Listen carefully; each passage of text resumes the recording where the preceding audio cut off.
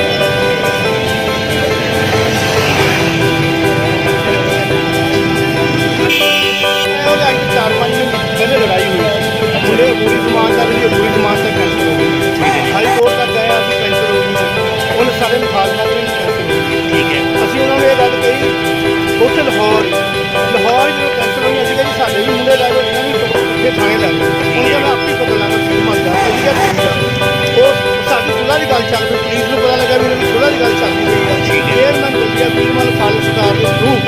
ਸਾਨੂੰ ਉਹਨਾਂ ਨੇ ਕਹੀ ਤੁਸੀਂ ਮੁੰਡੇ ਦਿਓ ਮੈਂ ਕਿਹਾ ਤੁਸੀਂ ਉਹਨਾਂ ਦਾ ਇੱਕ ਸਮਾਨ ਕੈਂਸਲ ਉਹਨਾਂ ਦਾ ਇੱਕ ਵਾਰ ਲਓ ਚਾਰ ਸਾਡੇ ਅਸੀਂ ਚਾਰੇ ਤੁਹਾਨੂੰ ਥਾਣੇ ਪਹਿਲੇ ਪੇਸ਼ ਕਰ ਦਿੰਦੇ ਉਹ ਸਾਹਮਣੇ ਫਿਰਦੇ ਪਏ ਸਾਡੇ ਬੱਚੇ ਲਾਹੌਰ ਬੱਚੇ ਵੀ ਨਾਲ ਤੁਹਾਨੂੰ ਪੇਸ਼ ਕਰ ਦਿੰਦੇ ਹੁਣੀ ਠੀਕ ਹੈ ਸਾਨੂੰ ਜਿਹੜਾ ਇੱਕ ਬੰਦਾ ਟਾਈਮ ਦਾ ਸਾਡੀ ਸੁਲਾਹ ਦੀ ਗੱਲ ਚੱਲਦੀ ਪਈ ਇੱਕ ਅਸੀਂ ਉਹਨਾਂ ਨੂੰ ਗੱਲ ਦੱਸ ਦਿੱਤਾ ਅੱਜ ਸਾਹਮਣੇ ਹੁਣ ਆਏ ਅਸੀਂ ਘਰ ਕੋਈ ਨਹੀਂ ਸਾਡੇ ਵਿੱਚੋਂ ਥੋੜ੍ਹੇ ਜਿਹੇ ਸਟੂਡੈਂਟ ਸੀਗੇ ਉਹਨਾਂ ਨੂੰ ਪੁਲਿਸ ਨੇ ਆ ਕੇ 10-12 ਜਣੇ ਸੀਗੇ ਨਾਲ ਸ਼ੌਕਤ ਸੀਗਾ ਐਸਆਈ ਉਹਨਾਂ ਨੇ ਆ ਕੇ ਨਾਲ ਸਿਵਲ ਕੰਪਲੇਂਟ ਹੁੰਦੇ ਸੀਗੇ ਉਹਨਾਂ ਨੇ ਘਰ ਆ ਕੇ ਔਰਤਾਂ ਨੂੰ ਮਾਰਿਆ ਇਹਦੇ ਬਾਰੇ ਕਿਤੋਂ ਵੀ ਕੀਤੀ ਹੈ ਸੱਟਾਂ ਲੱਗੀਆਂ ਉਹਨਾਂ ਔਰਤਾਂ ਘਰ ਅੰਦਰ ਜਾਣ ਵਾਲਾ ਸਾਡੇ ਦਰਵਾਜ਼ੇ ਤੋੜੇ ਆ ਮੌਕਾ ਮਾਰਨ ਜਾ ਕੇ ਆਪ ਮੀਡੀਆ ਵਾਲੇ ਜਾ ਕੇ ਦੇਖ ਸਕਦੇ